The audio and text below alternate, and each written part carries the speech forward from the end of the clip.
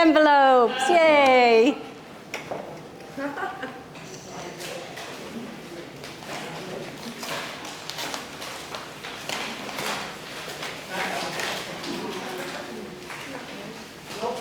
Nope. Nope.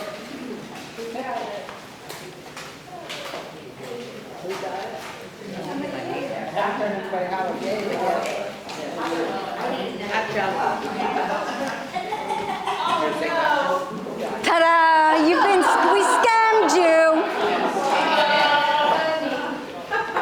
They told me to do that.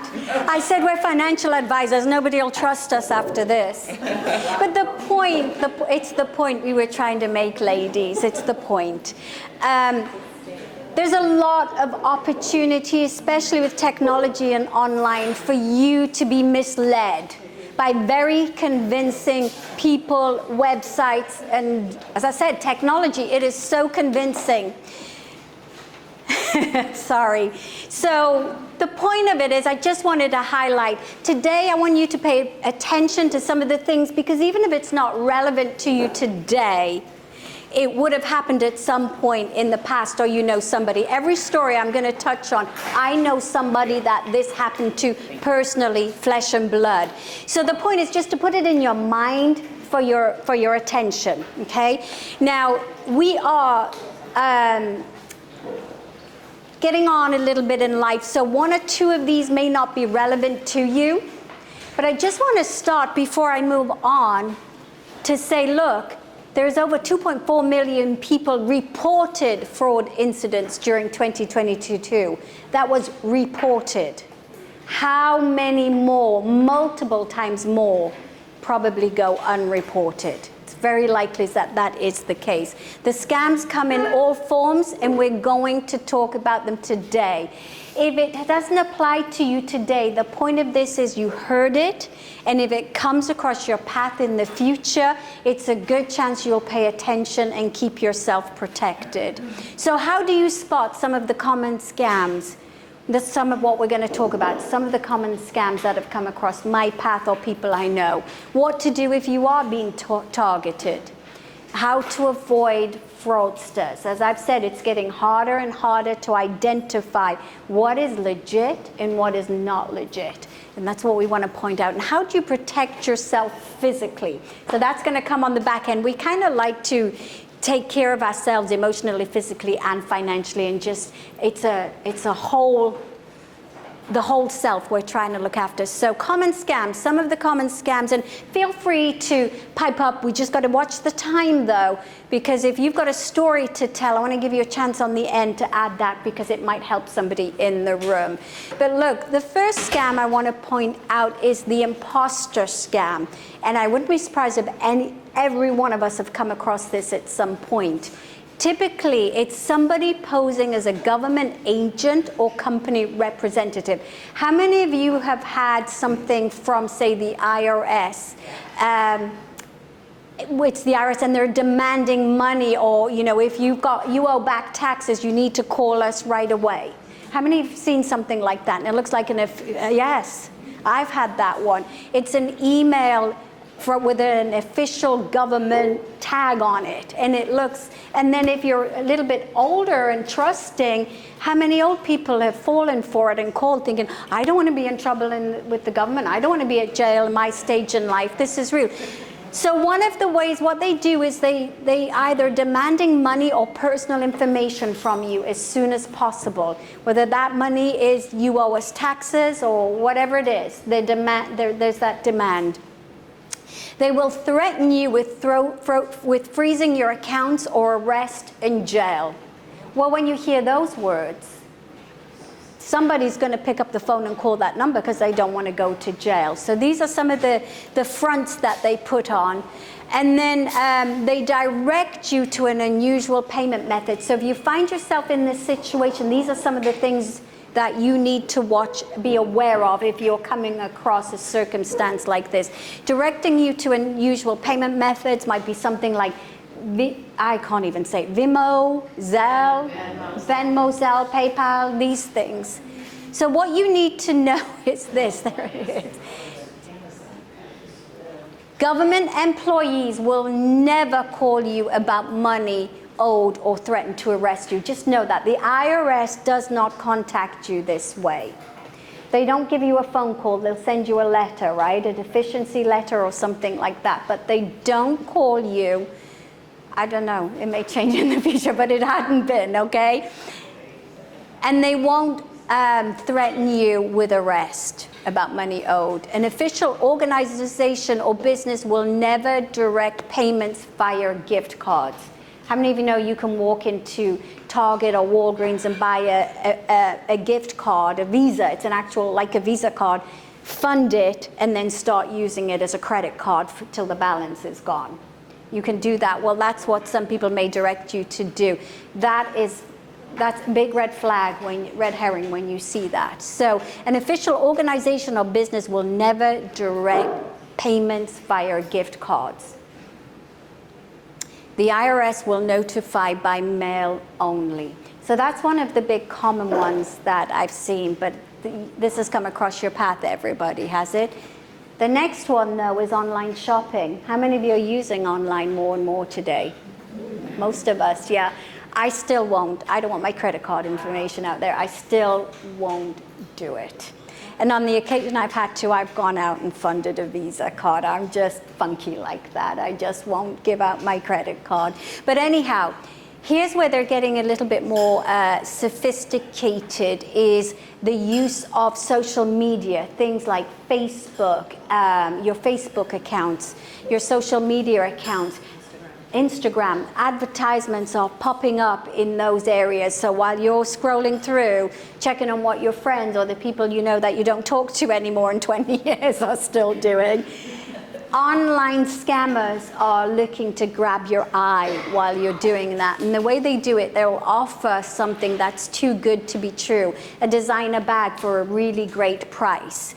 As I said, and most of it is social media advertising. They entice you with sales with a limited time deal. I think Joella's been caught out a couple of times with this. She'll give her story in a moment. But what happens is once you've paid, they may never deliver. Or if you do get an item delivered, it may be a much lower quality than advertised. And the other thing to be mindful of, there's no refund policy. So you want to check out, if you're seeing advertisements like that, you probably should stay away from anything that's on Facebook and Instagram in the first place. But you want to be sure, is there a telephone number you can call? What's their refund policy? They typically don't have one, or there isn't a number. So you want to be wary of shopping pages with no refund policy. So look out for that. Make sure the website has a real address and phone number. It's not a phishing site. Check that you have a proper business email, not a suspicious designerbag@yahoo.com. The next Gucci's latest @gmail.com, something like that. You want to, yeah, Gucci@gmail may not be a real address, okay? So just be mindful. It's getting very sophisticated. Be really careful. So the next one is the investment. I'll just talk really, I've got to go through really fast now, ladies. I'm so sorry. But online ads, social media, or telephone is the typical avenues that they use. They offer a no-fail opportunity, urge you to send money immediately. That's a no-no right there.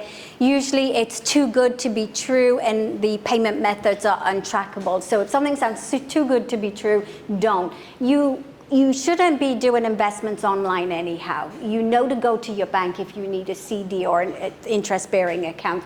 You know to come to your financial advisor for other legitimate, and a financial advisor that is registered with the Securities and Exchange Commission, that is, because we're regulated. So financial advisors can be just, yeah, so maybe that wasn't a good thing, but be careful there.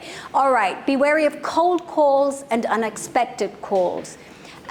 Usually observe the payment method that they request. We've already touched on that. Anything out of the ordinary, no. Any payments up front, be really careful. Anything when you're not face-to-face with a person, be careful.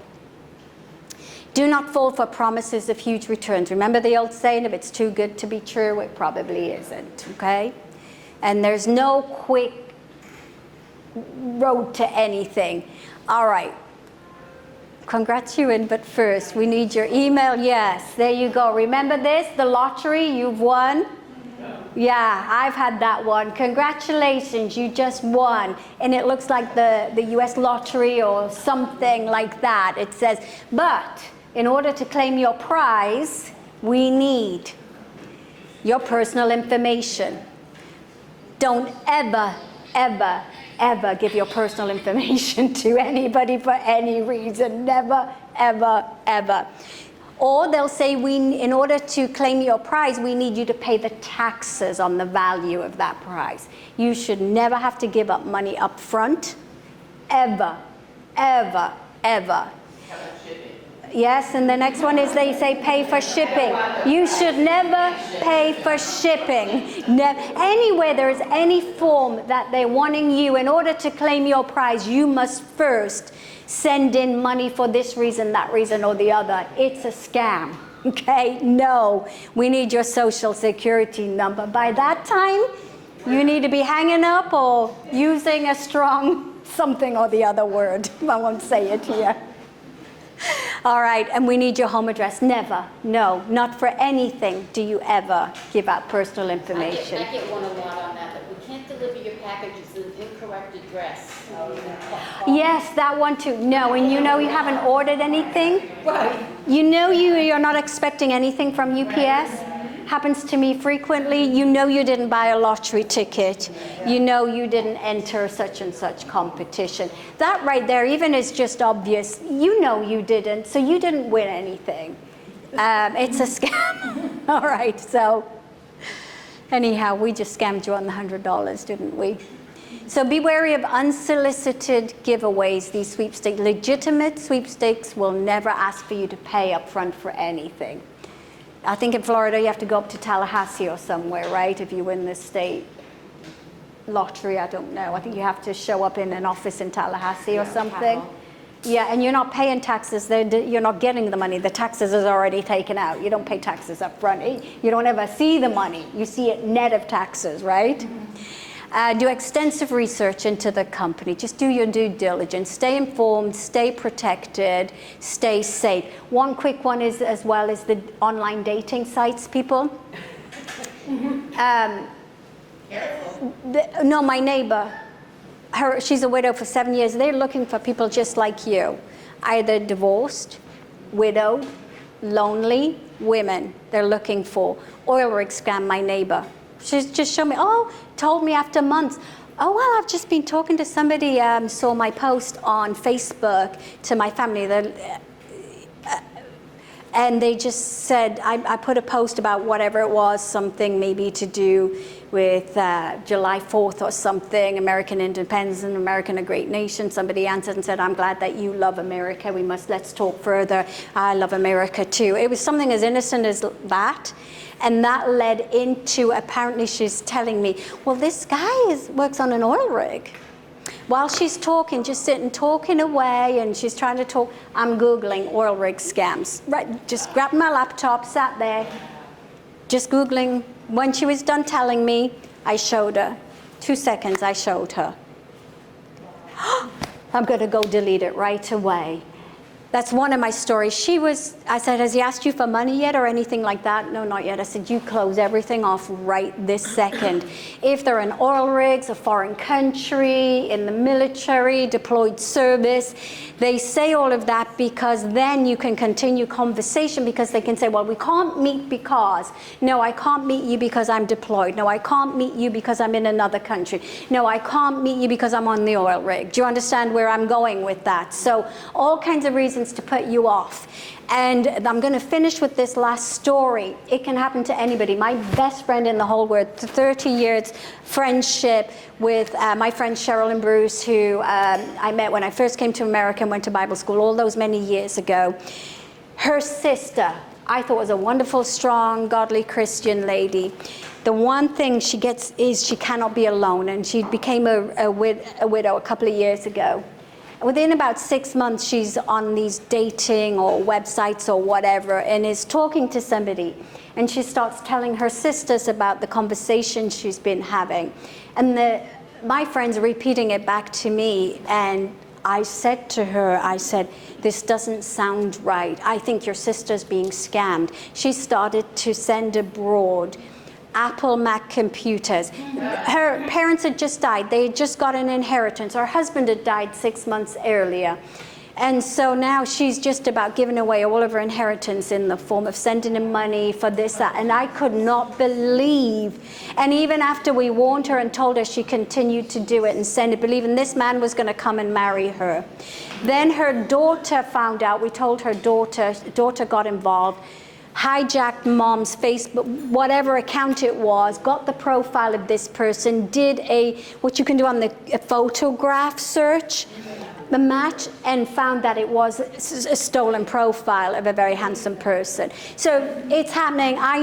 All these stories that I've brought up, it's happened to somebody in this room. It's come across my path. We know people, flesh and blood. So just be careful. But that's it from me. I have to move on really fast on that. But I just hope you pay attention and look out for one another, your neighbors, your friends. If they start saying things, I mean, I've helped my neighbor, but unfortunately we couldn't help my sister's friends. But hopefully this will give you enough little clued in that when it comes up in conversation with people, you'll have a chance to shut it down and nip it in the bud pretty quick, and we can help somebody from it, okay? All right, but enough from me. I've got to move on. It's going to be Jeff Flournoy, who some of you have met before in the past, but Jeff is going to talk to us about personal security, what do you call it, awareness? Situational awareness, which is really important because this is another area that we're at risk. You're vulnerable. The things that, not just that are happening online, the imposter, you saw the face with the mask, but it's people around you, it's your environment, it's every day dangers coming at you from all situations. Jeff is very educated in this area. He has his own company on personal security and protection, and in the past has had multiple opportunities to work with different people, families, wealthy business owners, families, famous people who are at risk from the public or dangers in the public, to help provide personal protection in those areas. So quite an extensive background in the area of personal protection. However, most of all, Jeff is a friend of this firm, the Life Wealth Group. I think you and Hilgard have been friends for a lot of years. And a client too. So I didn't want to give that away. That's your story to tell. I'm so ingrained in you never disclose who your clients are, so I never mention a name out of here. But yes, Jeff is a client, a wonderful friend, and a member of the Life Wealth Group family, and he's here to give you some information today. So thank you, Jeff. Yes.